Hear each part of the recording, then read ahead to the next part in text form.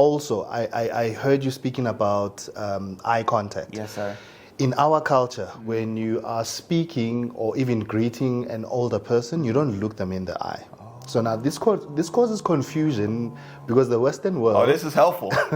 In the Western world, to show I that... messed up a couple times. To show. What's up, beautiful people, and welcome to another episode of Don't Keep Up With the Joneses. Don't keep up with the Joneses. Don't keep up with the Joneses. Don't keep up with the Joneses. Don't keep up with the Joneses.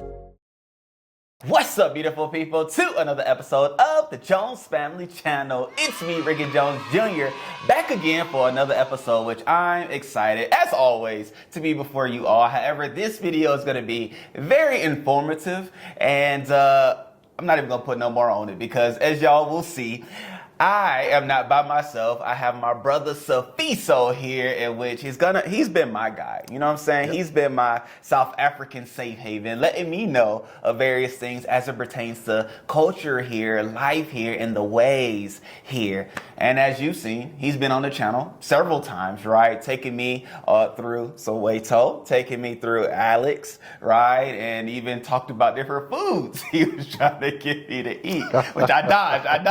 But no, we've also had other conversations on the channel as well. And I know this one will be informative for those that are looking to either visit South Africa, move to South Africa, or even just considering South Africa. And for my South African brothers and sisters, feel free to chime in the comment section below so that you can add your 2 cents to the conversation that we're going to have today. So culturally speaking, we'll have the convo. But before we get into that, my brother Safiso, how you doing today? I'm very well, yes, Ricky. Yes. Very, very well.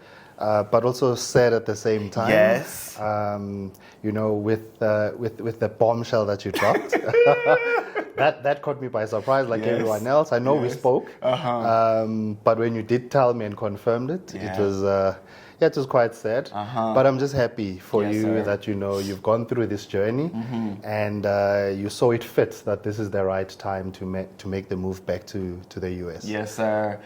You were the second call that I did, voice message, and after you, I stopped. I couldn't even do another one. Like it was tough. It was tough sending it. You can probably hear the crackling in my voice. I could hear it, and I was also emotional. When you drop the message that you've decided that you guys will go back to the US, and we've built a friendship, the brotherhood, which I really appreciate. Absolutely. And I believe that there is no coincidence in life. Everything happens for a reason. Absolutely. There's a reason and a purpose that we met and we crossed paths. And so this is the right time, I guess, for you guys to move back. But this is not the end of the relationship. Right. We'll still keep in touch as Absolutely. we spoke. Yep. And we'll still probably do other videos as well. Yes, obviously. most certainly. So, all the best. Yes, all sir. The best, I appreciate that. And even to start off where we came across one another, thanks to YouTube, right? Brought us together in that respect, but then through an invitation to come to a lobola, like a traditional wedding, which I was excited to do because we were freshly landed here in SA, and I didn't know what a lobola was. I didn't know what a traditional wedding would entail, and none of those things. However, Dr. Assad sent me the invite through you, and I was like, okay, let's make it happen.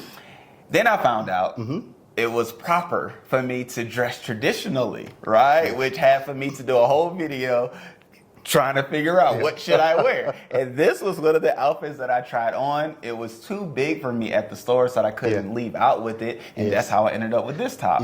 However, let's talk through attire first, right? Okay. Culturally speaking, let's talk through attire. So what culture or ethnic group does this attire represent? So this attire represents Zulu. Yes. So as a Zulu boy, this is our traditional attire. Okay. But also there are other attires that we wear. Sometimes we wear something called ibheshu. Okay. And you don't even have to wear a top sometimes, or you can even wear this leopard print. In fact, this leopard print top represents us Zulus, but I do see some of the other, cultural groups liking it and wearing it. But traditionally in South Africa, we wear it most of the time as Zulus, and this entire attire represents the Zulu tribe. Gotcha. And I like that. So for those that are listening, trying to figure out how to piece it together. So we've used the word tribe, we've used the word ethnic group, we've used the word cultural group. So properly speaking, let me just even speak from that perspective. What is the proper way for, I'm gonna say, an outsider, such as myself, right? As an American coming here, wanting to understand the world that has been existing here in South Africa. Like, tribe, is that a nice way of saying it, or probably we should stay away? Ethnic group or cultural group? Which one is the best one for us as outsiders to use? Yes.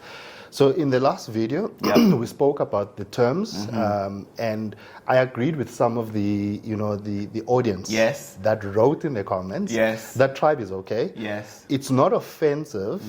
It's okay to call us a tribe, because we are a tribe. Yes. We are a group of people that share same characteristics, and also with regards to things like food, attire, language, we share all of those. Yes. So it's actually okay for you as an outsider to to use the word tribe. Okay.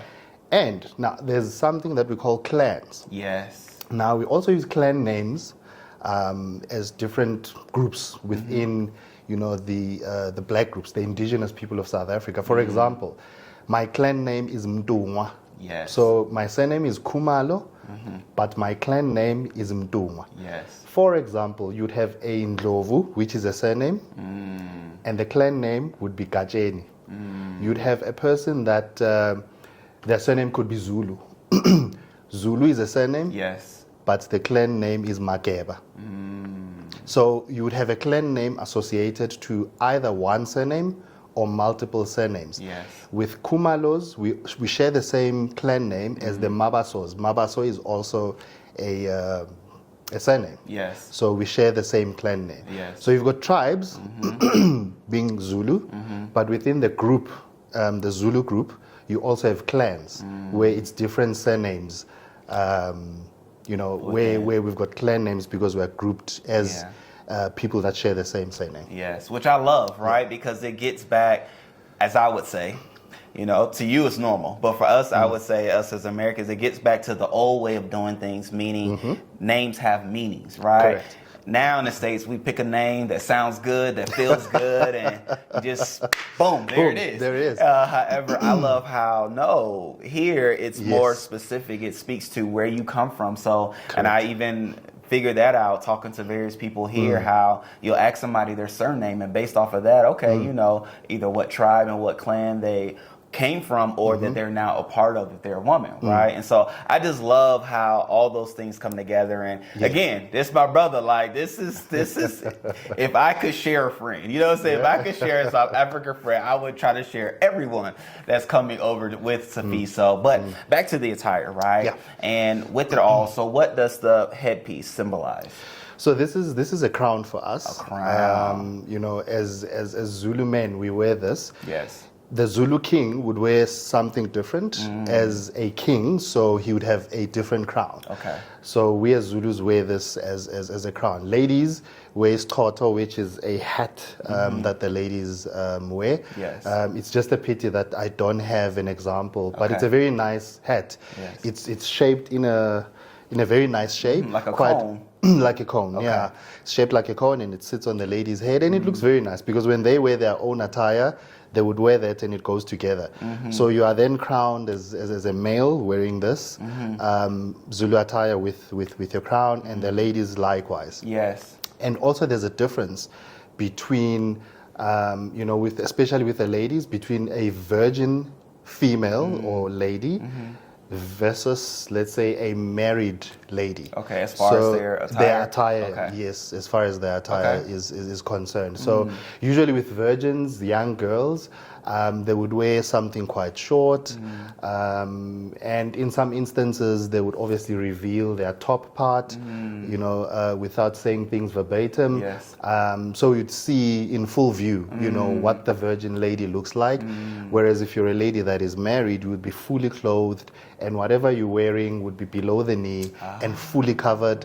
You're not supposed to be showing things like your shoulders, your arms, and so forth. Wow. So it's just part of respect. Yes. It's part of respect that, a married lady has to be fully covered versus a young lady who is unmarried that is still looking for a partner. Okay, now is that always in the attire, or is that only when you're wearing traditional attire that they're dressed that way? So when you're wearing the traditional attire, but back in the days, this is what they would wear ordinarily. Yes. But because we are now living in modern times, obviously you have to be fully clothed. yes. You have to be fully clothed. Walking through the city, right? Walking through the city. I wouldn't necessarily walk through the city looking like this. Okay. There's nothing wrong. There's absolutely nothing wrong. Absolutely. But it's just, because we've been, westernized, for a lack of a better word. Correct. We wear jeans, we wear suits, we wear different clothing just to conform with what everybody else is wearing. Yes. And the sad thing is that when you're wearing the Western clothing, you can't really tell or differentiate what tribe I'm from. Yes. But if we were all to wear our traditional wear according to our tribes, then you'd be able to differentiate, oh, that is a Zulu guy, oh, that is a Tswana guy, oh, that is a Venda guy, that is Tonga, etc., etc. Okay, that makes sense. And so even just to peel back a little bit, the virgin gals are exposed, right? Yes. And they wear the skirts and things, as you said, just to pretty much show, in a sense, what they offer as they are looking to be married and to things like that. To be chosen. I like that. Yes. And then is there a different attire that the men that are single wear in their traditional clothing, or do they wear pretty much the same thing? They would wear ibeshu, what I explained earlier. Ibeshu is also just a piece of clothing which is quite short and it reveals as well. And also when they're wearing ibeshu... Time out. You say it reveals as well? No, it doesn't reveal... Oh, okay. I was like, wow, okay. But, it depends how you wear it, you know. So some would wear it with short ski pants, some with obviously underwear. Okay. But you can see through it, just like with the virgin ladies as well. So it's almost like you're trying to entice the opposite gender. Gotcha. Yes. That's interesting. Yes. And so I realized during the Lobola is where we were, wearing the traditional attire. And so if we were at a Zulu wedding, would I've seen more of that attire? That is correct. So, for us at weddings, right, in America, we have, there's that sense as well where the single ladies are looking, and there's a part of the wedding where the bride will toss her bouquet to only single women, and the groom will throw the I forgot what it's called, the boom shakalaka to the single men. So then boom, who's single, right? And so is there something like that at a Zulu wedding where you'll see the singles kind of mix and mingle amongst each other, or it's just organic how it comes about? It's organic, but maybe let's just take a step back. Cool. So you've got what we call a reed dance. A reed dance is where all the virgin girls would go to this event that we call the reed dance. Okay. This is where they show their pride, that they are virgins. Yes. And we normally have a process where they get checked and verified that they are truly virgins. Okay. And once you pass that process, during the reed dance, you can then, do the dance with pride that you are still a virgin. Wow. And this is done with Zulus, and I know with Swatis, they do it for the king, but also for other males that are there that are looking. And you'd have a group of girls that will be dancing, showing off, showing off in their inverted assets. commas. Yes, in inverted commas. And just basically saying, hey, look at me, I'm a virgin, I'm still pure. And there'll be guys that will be watching, that will be there. And if you're a man and you obviously see a potential, you can even choose, during the reed dance. Now with the guys, with the men, as I said, we basically just wear ibeshu. And we'll be either topless or we can wear this. Yes. And then obviously we do our dance, which is what we call indlamu. Okay. Indlamu is our dance that we do, Yes. just to show our pride, as well as men, know. But also there is that mix where we do indlamu with the girls also being there, part of the dance. Wow. But the reed dance specifically is for girls that are just announcing that they're virgins. They've gone through the process of being verified, and also being checked that they are still truly virgins and they have never been touched. Gotcha. And so the person that checks, it verifies because you know the people. If I had the thought of others did too, is it a doctor? Is it who's the person chosen to verify? So it's the female elders. Female, that makes sense. It's the female elders. That. Yeah, it's the female elders, and you'd find that it's mostly female elders that have raised these children, these girl children that will be doing the checks. Okay. And as part of that process, they would also be giving them guidance in terms of how to maintain the virginity as well. So they don't get violated by being checked by a doctor or by a male. Yes. It's usually, mothers, abo mama, within that community, within that tribe that are respected. Yes. That will then, obviously check these virgins and also just guide these ladies. And after that process, that is when we'll have the reed dance where they then go and show off that I am still a virgin. And just show off. Which I love that. I love that it's the elders within, right? Because it also protects the ladies. Correct. Of course, being a father of a daughter, you as well. Three girls. Exactly. You as well. Protecting our daughters is one of the things that's on the forefront of our minds at all times. Yes. And so having someone within the community, within the culture, I think as well gives us peace of mind as fathers. And, if we could take it one step further. Okay. For those that are checked, and they aren't virgins, how are they treated within? Yeah. So look, I mean, this is something that is very private. Okay. It's a very confidential and private process. That. Okay. And obviously the ladies that are doing the check would advise the lady that is not the virgin not to take part in a reed dance. Okay.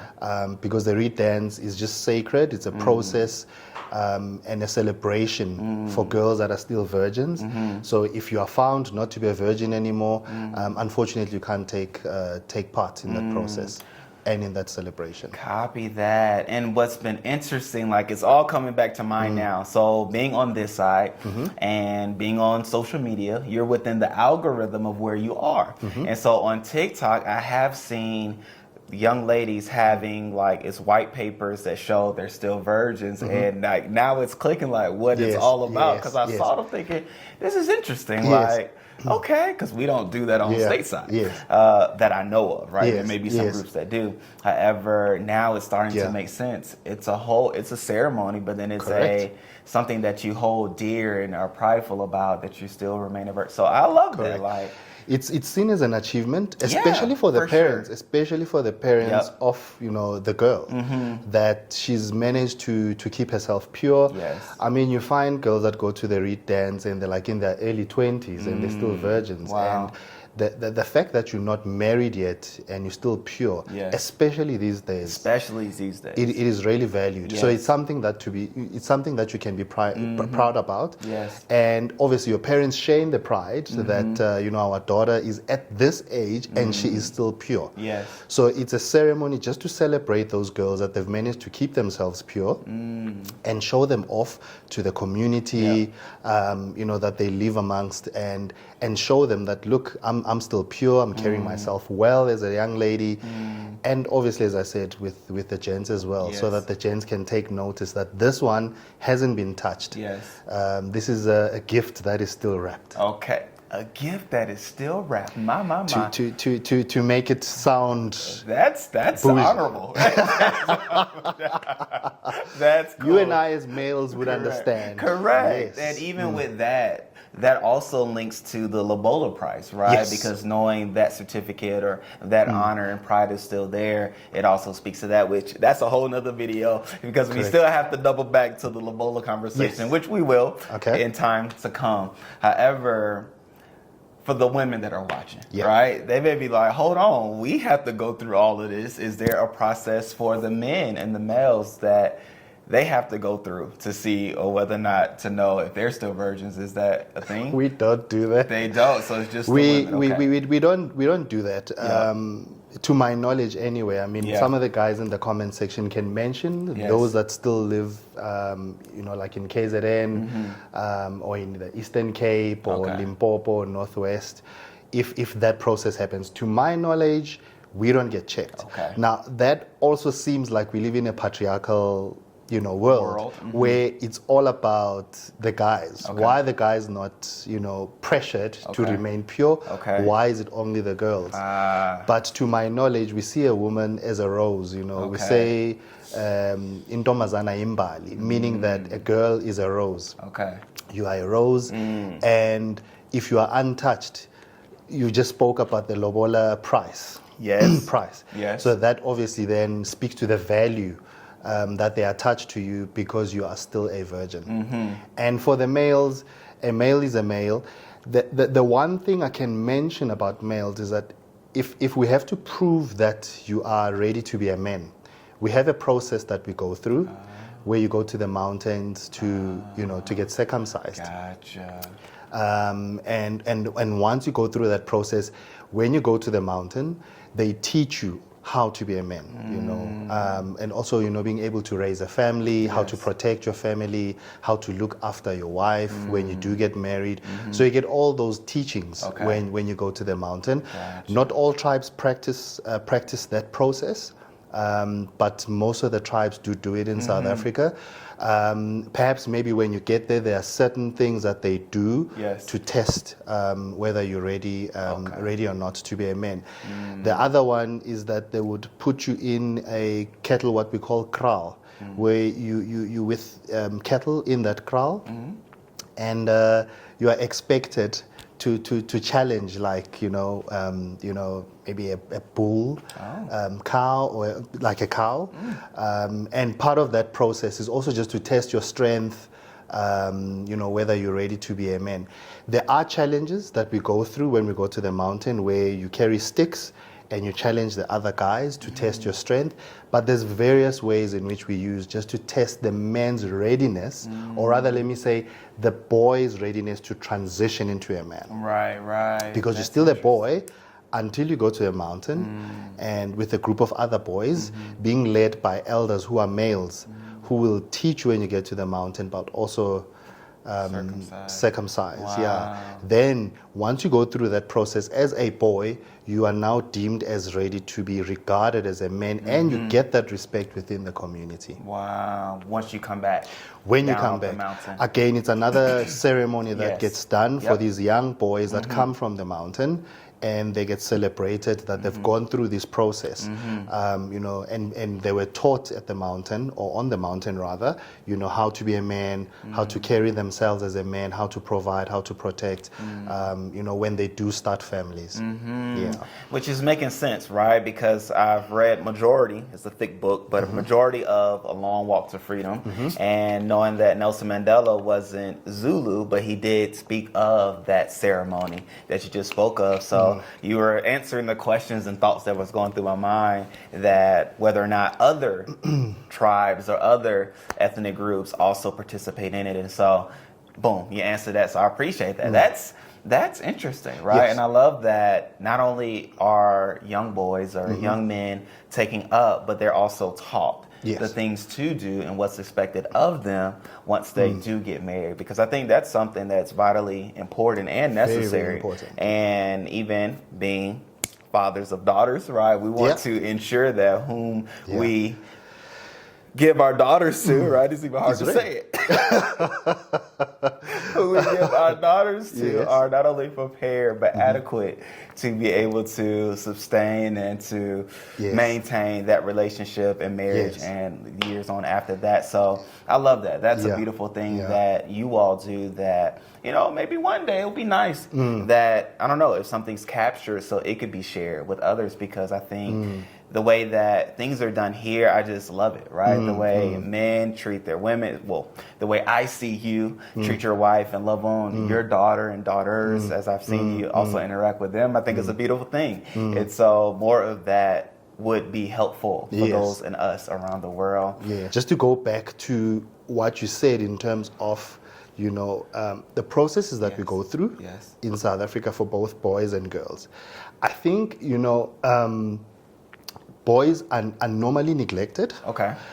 In terms of giving them the proper foundation. I've heard. The focus is mainly on let's empower the girl child. And the unfortunate thing is we are now raising boys that are not ready to manage, or rather not manage, but to be with this young lady who's empowered, who's intelligent, educated, who's ready for the world. And yet this boy, especially with us living in the cities, we don't go through the process of going to the mountain and being taught. Okay. So you then look up to your father. Whatever your father does, the way he behaves is what you take after. Absolutely. So if your father wasn't doing your mom right, unfortunately, in most cases, you end up taking those lessons from your father. True. But I still feel we owe it to the young men, the young boys, 1,000%. to teach them and give them the right foundation so that they are ready for this young lady who's empowered, who has been taught right. Because, as I said, society is putting a lot of focus to educate, to empower the young lady so that when she's older and she's a woman, she's a wife, she's able to be independent to a certain extent and obviously be able to be strong and raise her family. Yes. But we're neglecting the young boys. So I think in society, we also need to then try and still instill the right teachings, educate these young men so that we have a society that is quite balanced in terms of how the men, or rather the young boys, when they become men, relate to this young lady who is now a woman, who is very independent. A lot of ladies these days, they're educated, some of them are independent and they can stand by themselves. Right. But we as men, I don't think we're ready for the for the modern woman who is so empowered, who is so strong, who knows what she wants, who is confident. And you find these young guys, when they marry these young ladies, unfortunately you find in some cases, these young ladies, when they marry these men, they overpower these young boys, because these young boys, some of them are not so confident. Yes. So going back to the teachings, it's very important that, we teach these young boys. So young Rickey, for example, Rickey Jr., if he was South African and we took him to the mountain, he would be taught how to be a man, how to be a husband, how to love, provide, and to protect in that order. His woman, his wife, and also his family. I love that. And for multiple reasons, right? One, being a father of 3 girls, I understand. You know what I'm saying? He's speaking from the heart. He's speaking from the heart. I'm empowering my girls. That's it. I'm empowering my girls. And I love that. And then 2, I came across a brother here, Sia, and he has that same sentiment of wanting to empower and educate the boy, I think he calls them like boy childs, or I think you said it and it clicked, but nonetheless, young men, right? Because he has that same sentiment of, we have neglected the men, but he's instilling and teaching them and educating them and empowering them, teaching them how to tie ties and how to conduct themselves in a business or banquet setting, like at a table, like how do you eat and things like that. And so shouts out to him because he not only saw the need, but then took action to make a difference and fill in a gap. And so I think that's necessary. And chivalry, it's important that, these young men are also taught how to be gentle with ladies and not be aggressive. Yes. There's etiquette. When you're a man, you allow the lady to walk in first. Boom. When you get to, let's say you are at a public event, if there's a lady that's standing up and you're sitting down, you stand up for this lady, So chivalry in a way is dead because these young men, unfortunately, they were not taught, some of them, They were not taught, and they don't know how to respect ladies. They don't know how to respect a woman and how to relate to this new woman. That we have these days, that is, as I said, is empowered, is independent, is informed, So I think, again, to the point that I mentioned earlier on, Rickey, is that we mustn't neglect the young men. And in our traditions, we always make sure that we have this process of taking young men and grooming them, making sure that they understand, what's out there in this big world. As a man, what are your responsibilities? What is expected from you as a young man, whether you're a boy transitioning into a man or as a young man that has just maybe, let's say, gotten married, what is it that you need to do or what is expected from the lady's side, from also your family when you've got children, Yeah. so that you manage to look after this family and raise these kids and obviously take care of your wife. Man, moments like this, I'm just thankful, right? If I could just put a parentheses around this moment, like, I'm thankful to God for this opportunity, for this conversation, right? And I say that, I'm gonna tell why. Because we had an idea behind this conversation. However, we've taken a detour that I believe is fruitful and necessary and useful for the times ahead. And here's why. Because, one, back in the States, myself and a group of guys, we started a fraternity with the idea of a Christian fraternity, with the idea of bridging the gap between the older men and younger men, so that the information, knowledge, and experience that the older have achieved, that the younger would also be able to benefit from, and not to allow for that gap to continue to be broken, so that the young men would try to figure things out on their own. Like, no, there's somebody who has lived a life, done the things, and can help you, mentor you, and instruct you along the way. Correct. So that was the whole premises behind it. And we've taken a hiatus with me being here, but now I'm starting to see the picture again, right? It's coming to be clearer. And so what I'm starting to see now is the emphasis of that need again. Yes. Right? And now you're speaking to the why, and you're speaking to the information, the education that we will make sure is instilled to the young men. And so one question I do have is there an age that the men go up to the mountain, or like what determines when they get to go up? Okay, so 18 is the age. So in South Africa, the legal age is 18. Okay. But in some instances, depending what you're referring to, the legal age could be 21. Okay. But back to your question, so they go to the mountain, or they get taken to the mountain at the age of 18. Yes. Okay. Yes. Gotcha. And so I love that, because in the States as well, we attribute the age of 18 to be that of maturity. You're a man, and the list goes on. And so 18 is the age as well in the States where you're attributed to be a male and a man and can have responsibility. So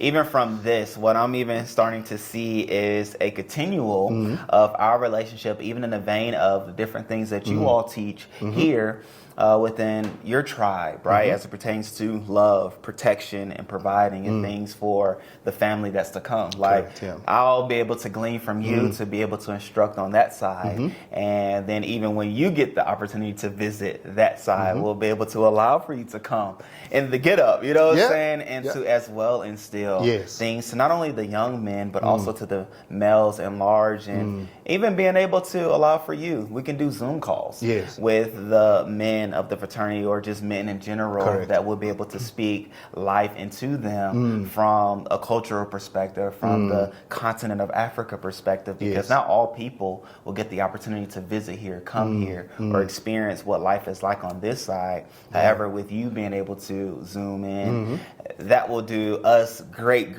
honors, and it'll be a privilege, and it'll be something that we'll be able to take with us that'll last a lifetime. So I'm even seeing how I'm availing myself. I'm availing myself to impart the knowledge, to provide some mentorship. As a young man, I grew up, obviously, as I said in the previous video, where I was raised by my mom, who had me when she was 18.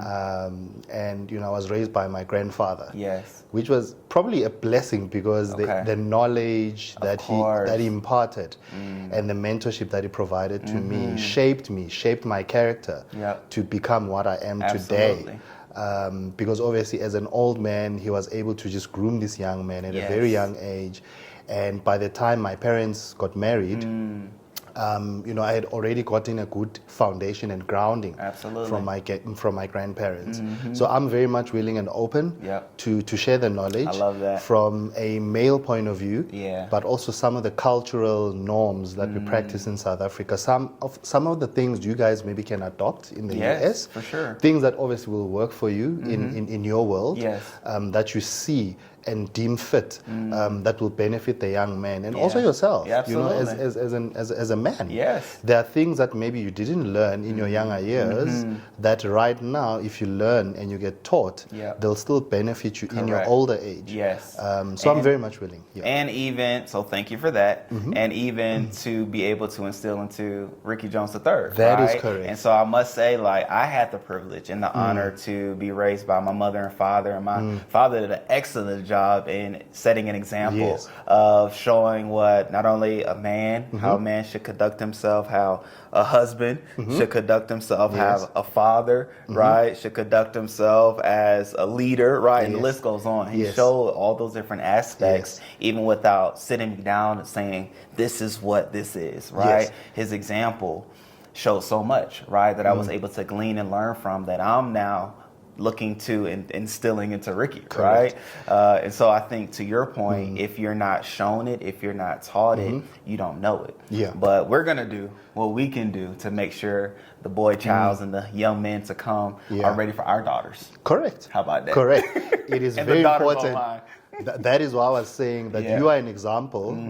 So if you've got a son, I don't have a son, but you've got a son, Yes, sir. the way you carry yourself in the house, the way you treat your wife, Absolutely. Ricky's watching. Everything. He might not take the words Yes. 100%, Yes.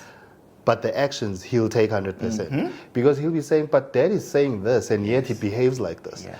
So what is more important is how you behave, how you carry yourself. Your actions are your testimony. You know, those are the things and the examples that he'll be learning from. Yeah. And those are the things that he'll be taking forward also in his manhood as he grows. Absolutely. He'll say, this is what my dad used to do. My dad used to cook.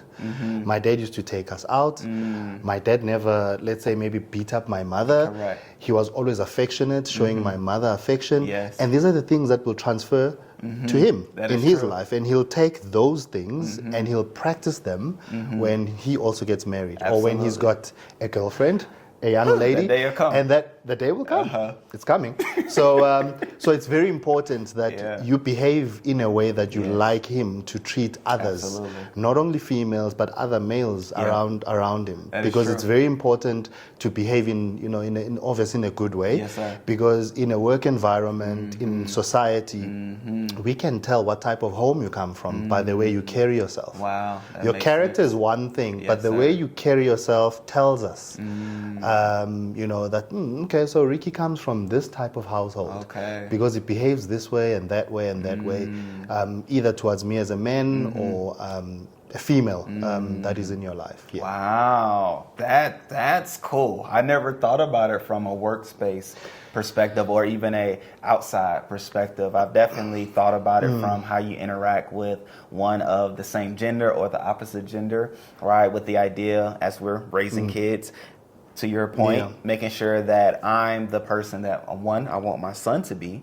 but then as well, who I will want my daughter to look for, Correct. right, in a gentleman, because it plays on both Correct. sides. Yeah. And so, but not thinking of the workplace perspective and the reflection that it has there. That's Yeah, I mean, I spoke about chivalry earlier on. correct. So you don't want to train your son to only treat ladies nice or well, Yes. and yet not engage and relate well with other males. Correct. So he needs to be well-rounded, Right. where he's just a good guy or good person, and that is also likable because he treats other people with respect. Yes. On both genders, Correct. both with the ladies and also with the males. Yes. So in a workspace, you've got a combination where you've got older people, you've got younger people, you've got your peers that are same age as you, Yes. and you need to treat them, you know, with the same respect, regardless. Yes. And I feel that, as I said, it's a reflection of where you were raised or how you were raised. In the way that you treat others. Yeah. So it's Man, very I'm important. excited. Oh, I'm excited. Oh, I'm so excited in the future that lies for our young men, right? Especially those that we get to communicate with. And I'll reach out to Sia too, like connect you with Sia because he's doing a great work, like I said, in Soweto. Yeah. And I've been out there a couple of times just to see how he does things. And so, but I'm even just thinking like how in training Ricky and talking to Ricky, making sure that when you shake a man's hand, you shake his hand, look him in the eyes when you're talking. Things like that that I was taught and instilled that I think are indicative of, to your point, your home bringing, but then also useful when you're out in the workforce or out in general, meeting and greeting people. I think is so necessary. So even speaking to that, right? Let's talk culturally, which, you know, we're going to have to do a part 2 later. We're going to have to do a part 2 getting back to the attire and so forth and so on. So, boom, it'll be tomorrow or something. But even in this vein where we are in this lane, while being here, I've noticed that when one would go shake hands, it would like, so I'm going to do it this way so you can see it, but there would be like a supporting of the right hand. And I think I either asked you or someone like, why do you hold the hand? And the answer that I remember, I'll say it that way, is that it's to show that, you know, respect, but then also not to give, but to make sure we give a firm hand and not like a loose hand, but to show respect. So is that true, or like, what does this represent? No, it's true, because when I shake your hand, it has to be a firm handshake. A firm handshake. These days, the nice thing is you give that firm handshake and you even hug these days, but you hug with the shoulder. So, so it's part of showing respect, but also especially to the elders. You don't just give a loose hand to an elder when you're shaking their hand. As part of showing respect, you support your hand and you do this when you shake, and you also use the right hand, not the left hand. So even if you are left-handed, you still need to use your right hand to give a firm shake to the person that you're greeting. But as I said, it's mostly showing respect to the elders or to someone older than you. And also, I heard you speaking about eye contact. Yes, sir. In our culture, when you are speaking or even greeting an older person, you don't look them in the eye. So now this causes confusion, because the Western world... Oh, this is helpful. In the Western world, to show that... messed up a couple times. To show that you respect me, in the Western world, to show that you're respecting me and you're listening to me, we need to have eye contact and look you in the eye. But in our culture, you don't look at an older person dead in the eye. You show respect by, you know, it's almost like you're bowing to them, and you're like, you know, in a way. You don't, you can, you know, occasionally look up and look at the person, but most of the time you look down. So even when I'm shaking your hand, if you're older than me, I will, you know, just to show that I'm respecting you. It's almost like you're bowing, you know, to this person, showing respect. Whereas in the Western world, I have to look you in the eye. I have to maintain, to maintain the eye contact. So these are just some of the norms, the cultural norms and etiquette that we use within our culture in South Africa. So let me ask you this. Being that they can hear my American accent, will they look at me and just say, okay, he didn't know? Yes. Okay, good. Yeah, look. Because I've messed up this whole time. Yeah, South Africa is a melting pot of a lot of, you know, nationalities, people from different countries, whether it be from the continent of Africa or from other parts of the world. So we are very much aware that, you know, we live with different nationalities. So if I pick up that you're not a local, I'll just let it slide. But if you're one of the South Africans, I expect, you know, certain etiquette, you know, to be practiced when engaging with each other, so that you show obviously respect to my culture and to me as an individual, especially if I'm older than you. I also spoke about earlier on, you know, chivalry. That, you know, young men, when they see a lady standing up, if let's say you're in a room or a function, they don't stand up to let the lady take a seat. Even in our culture, as a young man, you know, if I see that there's an elder that is standing up, let's say I'm at a wedding, for example, and we're all sitting, but there's an older lady or an older gent that is standing up, they don't have a chair, even in church, by the way. For me to show respect, I have to stand up and, you know, let the older person to come and sit. But again, speaking to the lack of teachings with young men and also just maybe young people in general these days, they will sit and they'll just remain sitting when an older person is standing. These are the teachings and the foundation that we need to instill with these young people. Because culturally, you as a young person, you always need to make sure that you show respect bowing down to this older person, making sure that, that older person is more comfortable in whatever environment or space that you are in. Yes. It's part of our upbringing. Absolutely. That you are lower than, an older Absolutely. person. So either you're greeting them and you're showing by slightly bowing down, or if you're in a room where there are chairs and unfortunately there's no chair that is available for an older person to sit on and you are sitting down, you then need to then obviously stand up and allow the older person to come and sit. That is just part of, our culture and our upbringing as young black people. And that's it. And I agree. And that's the same on the West for some. Right? It's a thing it's a saying in America called Southern hospitality, where we in the South, which I say we because I'm from the South, and we have the idea that we are chivalrous in such ways as that, and we will give the seat to women and elderly, right? It's the thought that if you see someone, you could be anywhere, right? The subway, church, gatherings, whatnot. If you see a woman or an elderly person that is standing and you have a seat, no, you offer it to them. Hey, would you like to take this seat? You stand up and do so. And usually they'll take it and sometimes they won't. And it's awkward when they don't and you sit back down and it's like, oh man. But I did my part. Offered. Yes, I did my part, and I think, and you can see and notice when that doesn't take place, right? And you're like, oh, okay, they won't talk, or things like that. But to your point, that is something that is necessary, and that's something that we will make sure we continue to pass on to the next generation, because culturally speaking, that's something that we have in common. That I believe, as you do, that we should continue on. So, correct. I love that. I love that. Is there another thing, such as greetings or giving up a seat, or another thing that culturally speaking that you all do that we want to make sure we continue? Well, I mean, as I said, I think it's mostly how we treat each other with respect. It's not only limited to ladies, but just how we treat each other as human beings.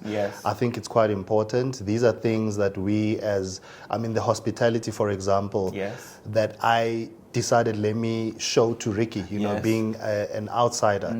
That is part of, the teachings. And, when you've got visitors, whether in your house or in your country, you treat them with respect, but also you extend, that helping hand in whatever they may need, because you may come and visit me and you may be, let's say, traveling somewhere and you need food, you need water, and I would offer that if you come to my house as a visitor or passing by. So there are certain things that we teach each other in terms of generally how we treat each other as human beings.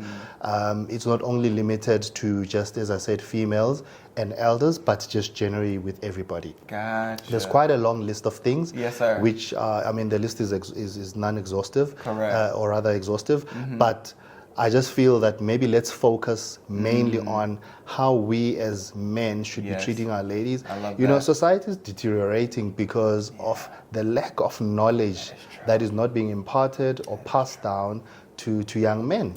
But I guess it goes both ways, even with young ladies, how they show respect to men in general, so that we all treat each other with respect. And I think in some cases, unfortunately, there are women that don't have expectations of men. And so... But Rickey, could that not be based on what I mentioned earlier, that, your frame of reference as a young lady, if your dad was not treating your mom with respect, or in the environment where you were raised, you didn't see men behaving in a certain way, then there's no expectation. That's 1,000%. Because in the community that you grew up in, if you saw men beating up women, men not taking care of their woman, to you that's a norm. It's something unfortunately. So your frame of reference will say, I'm just used to a guy treating me in this way, and it's okay. However, if you grew up in a household or in a community where you saw men treating ladies with respect, doing certain things that men should be doing, then you'll have that expectation that day you have your own husband or a partner that you stay with. You will expect your partner to do likewise as what you saw when you were growing up. 1,000%. Correct. So I think maybe to your point, ladies that are not expectant of a certain treatment, it is because unfortunately, it's indicative to their upbringing, where they didn't see a man behaving in a certain way. So what you don't know, you don't know. You don't know. And there's no expectation at all. Yes, and I 100% agree. So much so that and before I married Chrystle, I dated other women, right? From various different backgrounds and whatnot. However, my prayer was that the woman that I married came from a background of parents that were married and that were her parents, her birth parents, because I knew that that mindset of an individual, of a young woman, would be different than one who came from a single family or single home upbringing to that point. Because I mean, I dated and I saw there was a difference of what was expected. It was a difference of how I treated them, right? Trying to open doors and offer them seats. No, I don't need it. I got it.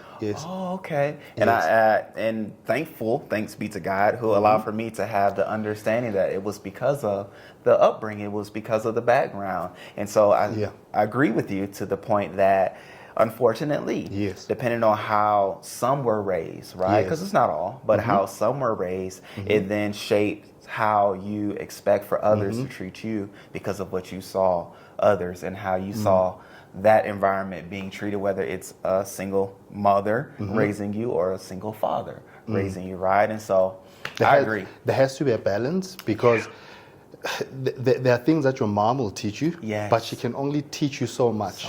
You need your dad to impart knowledge on other things, especially male-related things that you need to know as a young man, knowing that one day I'll be a husband, one day I'll be an older man, and these are the things that I need to know as an older man. So when you grow up in a environment or in a home where you've got both the mother and the father, you turn out differently to a child that was raised by a single mother or even a single father. I mean, there are fathers. There are fathers that are raising their children. Right. Whether the mother of the children is deceased or you got divorced or whatever the case may be.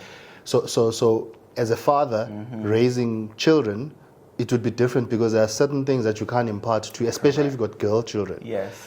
And unfortunately, your girl child will only know limited information about life. Because you're a male, you couldn't teach her certain things about being a female. Vice versa. As a young man being raised by a mom, a single mom, there are certain things that you will know from your mom, but there are those that you'll miss out on because you don't have a father or even a present father that is involved in your life. Which now it's beautiful that the idea of mentorship and groups and gatherings and organizations are available for those that don't have either one in the household, or just in general wants to have further trainings or education on how to be a male or how to be a female. And so, you know, that is why we're here. We have a phrase that says it takes a village to raise a child.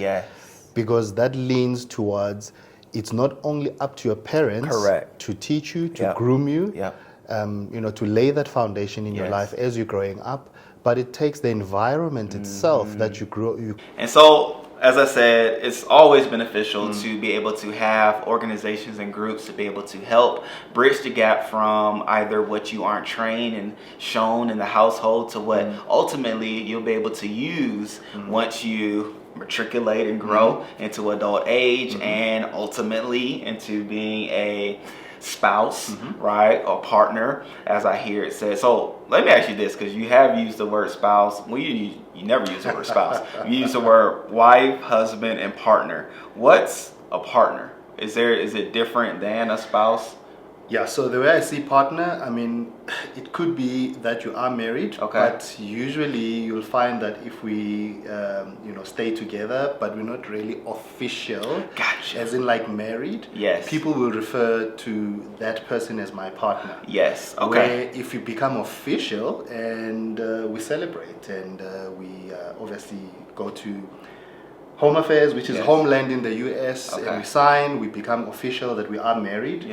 Then that's when I would refer to you as a wife. But spouse you can also use. I mean, we use these terms interchangeably. But usually partner.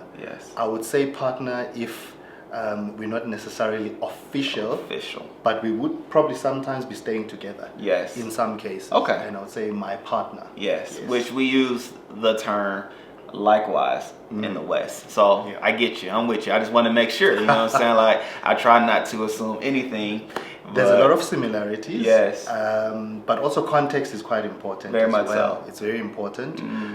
But there's a lot of terms that I've heard you when I spend time with you that you use. Yes. And I go, okay, we also say this. Okay. Or we also call this, with that term. You know? So we're bridging that gap. But also, I guess, even our exposure to your culture, via TV, via the internet, and now recently with the West also seeing what we, what we do, how we say things on the continent. It's bridging that gap where 1,000%. there are certain terms that will be used in the West that you guys pick up from the continent, and likewise there are certain terms that we'll pick up from the West that we use on the continent. So very true. And even to Netflix, right? I was looking up different movies last night to watch, and I came across Lobola Man as a movie on there. I said, oh snap, like now I know what it is because I spent time on this side. And so even to that point, how thanks to media, I'll just say media and the internet allows for us to continue to bridge the gap and come together and remind ourselves of how one we are as opposed to how different others may desire for us to believe. But nonetheless, in it all, what a conversation. You know what I'm saying? Like I said, we started this conversation with the idea to talk about attire, which we'll do in part 2. Part 1, it took a turn, but it took a turn for the best and allowed for me to be able to see how, one, we knew we would continue in conversation, we would continue in friendship. However, now it's starting to give me a picture of what it could look like, right? But not the totality of all it is, because I believe that's the beautiful part of how God does things, not to give you the full picture, because it may be too much to consume or something that you may not want to take part in because XYZ 1, 2, 3, but you'll get pictures, you'll get glimpses of a thing that will allow for you to pursue it, and then the doors will open to the furtherance of what he had in mind. So I'm thankful for the picture that I saw, and the young men that will benefit, the young women that will benefit, and ultimately the future that will be better because of our uniting and our conversing and our coming together and this time that we all spent together. So I thank you, my brother Safiso, you know what I'm saying? Welcome. Like, most welcome, Ricky. Yes. And part 2, like I said, part 2 is gonna come up tomorrow, you know what I'm saying, which will continue in this conversation. You'll see us in the same attire because we're gonna be talking potentially about attire and whatever else comes up in conversation. So until then, great people, we love you all, we appreciate you all. We'll see you on the next one. Until then, peace.